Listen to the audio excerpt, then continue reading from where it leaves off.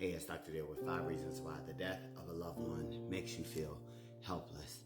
And most times, people who are very strong, can handle a lot of stuff. But once you lose a loved one, that's the thing that makes you feel helpless, right?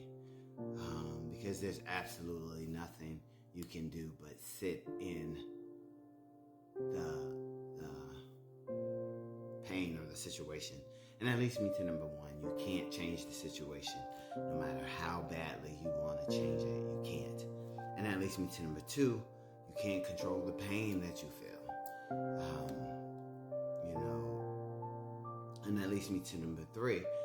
I know a lot of times what I would, when someone passed in my family or a close loved one, I always wanted to just go back to a certain time that everybody was alive, just thinking that if I could do that, that would just make me feel so much better, or make everybody feel so much better, and make the pain go away, and all of that stuff. And that leads me to number 4. There is no medication to fix this. And I think in our society, we're so used to having a solution for things. But when you don't have a solution, which is why this makes the loss of a loved one so hard, one of the reasons really is that you can't fix it.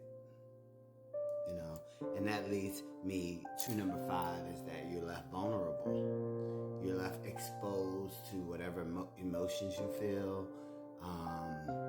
whatever comes your way.